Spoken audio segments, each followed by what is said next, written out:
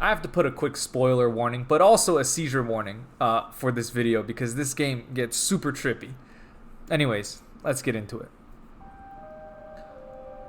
Although not the first game to do so, Everhood is a game that recontextualizes death in a way that is oddly refreshing. But before we get into that, we have to understand what death usually is. You see, in Everhood, the main bad guy tries to kill you and, oddly enough, actually succeeds. And they are triumphant in thinking that they killed you because, excuse me for stating the obvious, dying is bad. Death is bad because it is the end of life, which is good, which sounds super obvious, but keep following. That view of death as some form of punishment is consistent with how we treat death in our everyday lives. We, like the citizens in Everhood, fear death because death is the end of everything we know. But around halfway through the game, we get a new mission.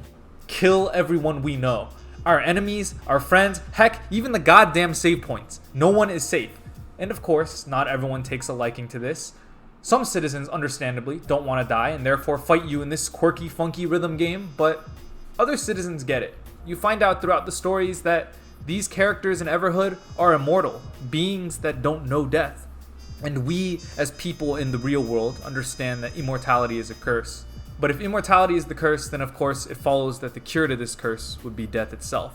So if that's the case, why fear death? You are the beginning of the end. One of the last bosses states, and in Everhood, the end means reincarnation. An end to this life, not to all life as we know it. When the people of Everhood die, they get sent to a purgatory-like waiting room before being sent off to their next life. Everhood ends not with a final boss battle of you killing the bad guy, but a final battle where you literally kill everyone. But the tone of the battle isn't triumphant because at this point, we the player understand that death isn't a punishment, it's a cure. It's the release that these people have been desperately waiting for, whether they realize it or not.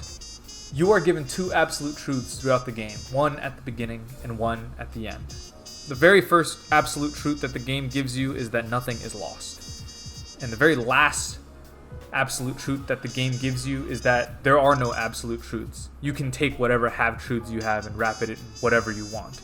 And I take that to mean that death is neither a punishment nor is it a cure. But if given a choice, why would you ever choose to fear death? Finally, to end off this video, I thought I would share a song that had a quote from a movie that I never watched.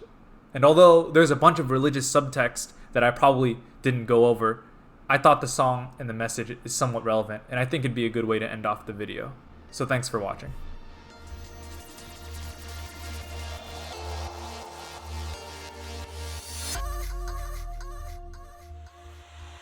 The only thing that burns in hell is the part of you that won't let go of your life. Your memories, your attachments, they burn them all away. But they're not punishing you, he said. They're freeing your soul.